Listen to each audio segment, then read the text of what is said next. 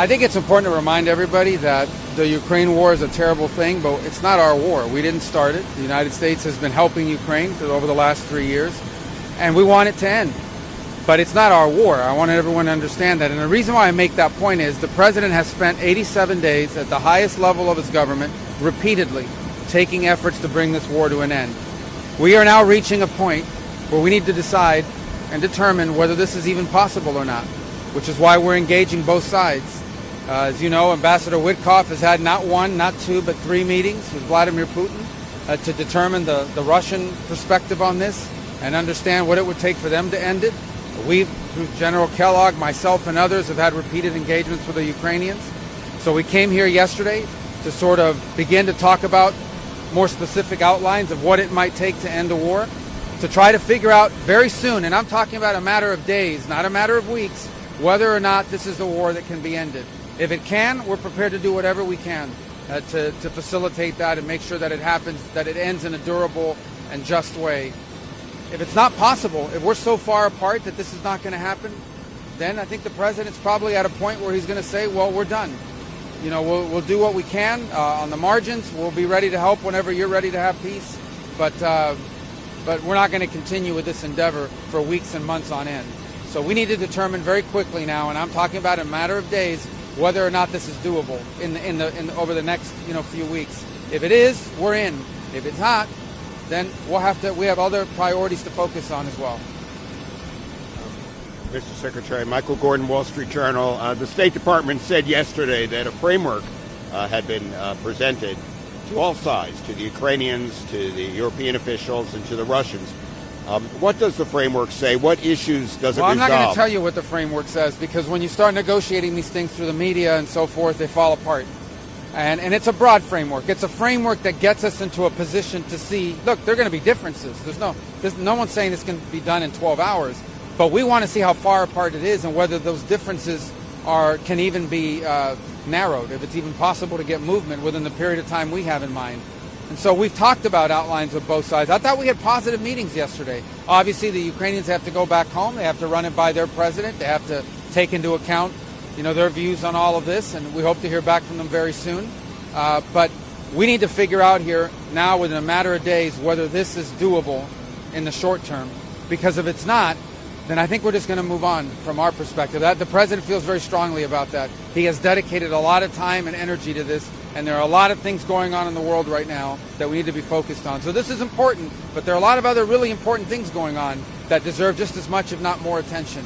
So we want to do everything we can to be helpful. We had a good meeting yesterday. I thought the French, the British, the Germans were very constructive, were very helpful. We thank them for hosting this, and hopefully we'll have another meeting early next week at some point where we'll have some more definitive answers about how close we are to actually making progress.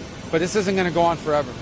Mr. Secretary, Léon Bruno, Agence France Presse, in your conversations yesterday with the Europeans and the Ukrainians, I'm sure you spoke about security guarantees for Ukraine in case of a ceasefire. Could you give us a sense of what that could look like, and is the U.S. ready to back up any eventual European reassurance force for Ukraine? Well, that gets into a level of specifics that we're not ready to discuss publicly yet. Obviously, the term security guarantees came up because they come up in every meeting. We've heard about it. And it's not an illegitimate desire. Every sovereign nation on earth has a right to defend itself. Ukraine will have a right to defend itself and to enter into whatever agreements it wants to enter into on a bilateral basis with different countries and so forth. So, I mean, it was discussed, but and that'll have to be part of any sort of conversation. Ukraine, in order for there to be peace, we recognize that Ukraine has to feel like it has the ability to defend itself from a future attack from anyone. Every country in the world has that right. But so I think everyone recognizes that Ukraine's ability to defend itself is going to be a part. It's its right as a country and will be a part of any agreement. But we're not working yet on that level of specificity. I think that's something we can fix and solve in a way that's acceptable to everyone. I think we have bigger challenges that we need to figure out whether it's even possible within the short term. I can tell you this. This war has no military solution to it. It really doesn't. It's not going to be decided with, neither side has some strategic capability to end this war quickly. And so what we're talking about here is avoiding thousands and thousands of people from dying over the next year. We're trying to avoid that. We saw what happened last weekend with a missile strike in Sumy where people died on Palm Sunday. We're just going to see more like that on both sides. We're going to see more of that. We're trying to prevent it. But we're not going to continue to fly all over the world and do meeting after meeting after meeting if no progress is being made.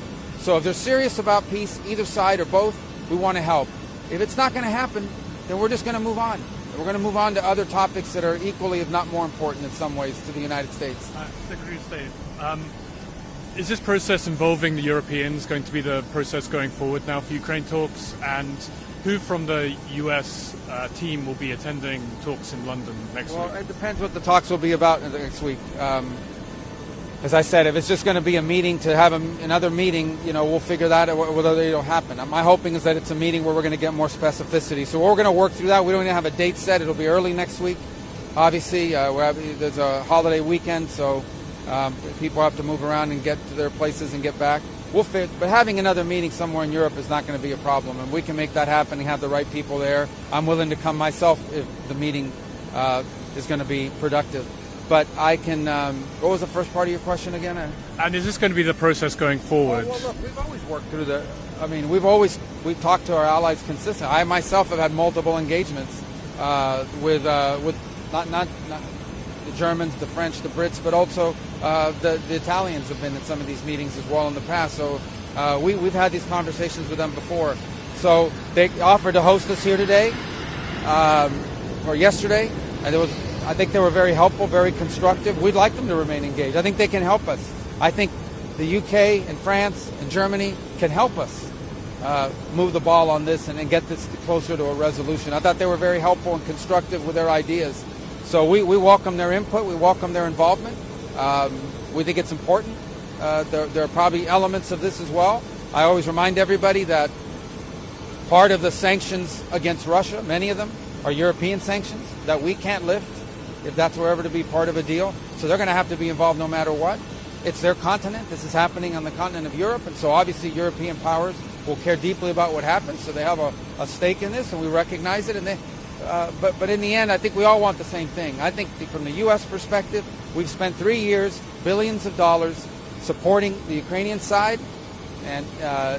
But now we've reached a point where we have other things we have to focus on. We're prepared to be engaged in this as long as it takes, but not indefinitely, not without progress. If this is not possible, we're going to need to move on. I think the president feels strongly that we've dedicated we've done more in 80 days than Biden ever did to bring this war to an end. So we've dedicated almost the entirety of the president's first 100 days in office at the highest levels possible to trying to achieve a peace here. And if it's going to happen, we want to help. But if it's not going to happen, we need to know now because we have other things we have to deal with. Mr. Secretary, James from Fox News. In terms of your discussions with Foreign Minister Lavrov yesterday, what gave you the indication that he's also willing to move forward, given they hadn't accepted the framework of the ceasefire already, in terms of now, from your discussions, why you feel that they'll be... Well, look, I spoke to Minister Lavrov yesterday because when we have these kinds of meetings, it's important for you to communicate to the other side. Otherwise, they don't know what happened. Now they're relying on rumors or whatever's out there. So I spoke to him very directly. I said, we had a meeting today with the Ukrainians. We proposed an outline. We didn't go into specificity about it, but I think he has an understanding of some of the elements of it. I'm sure he does. I said we thought it was constructive. We thought it was positive. Nobody rejected anything. Nobody got up from the table and walked away. They're going to go back to their capital, spend a few days mulling over it, come back to us early next week. And also wanted him to know that the French and the British and the Germans were very constructive and helpful. That was the gist of the conversation. And I think it's important when you're dealing with things like this, especially with the Russians, who we just haven't communicated with for 3.5 years. I think it's important that that communication happen. And likewise, when we've had meetings with Russians in the past, or when Ambassador Witkoff has traveled to meet with Putin, we've informed the Ukrainian side of what happened, so that we don't have a breakdown in trust and things of that nature. Quick, Bob, just on Iran really quick, was there any discussion yesterday with your European counterparts on any of the Iran negotiations? Are they also sharing the president's vision of Iran cannot have a nuclear weapon? Well, for the Europeans, they have an important decision to make very soon on the snapback of sanctions, because Iran is clearly out of compliance with the current deal. As you saw, the IAEA was in Tehran yesterday. issued public statements saying Iran is as close as it's ever been to nuclear weapons. The president's made clear Iran will not have a nuclear weapon. That is not going to happen. We're hoping that talks continue and that they're fruitful and that they can lead to something. We would all prefer a peaceful resolution and a lasting one. It's it has to be something that actually not just prevents Iran from having a nuclear weapon now, but in the future as well, not just for 10 years with some sort of sunset provision or the like. So we discussed that, obviously, because the Europeans, the E3, have a decision to make on snapback.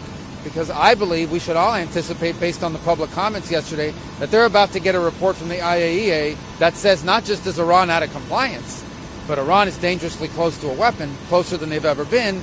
And then, they're going to have to make a decision about whether they want to reimpose these sanctions. And, if Iran is out of compliance, they have to reimpose the sanctions. So that's going to be a factor in all this, and that's why it was important we talked to them about it before our talks on Saturday. All right? Thank you, guys. Thank you.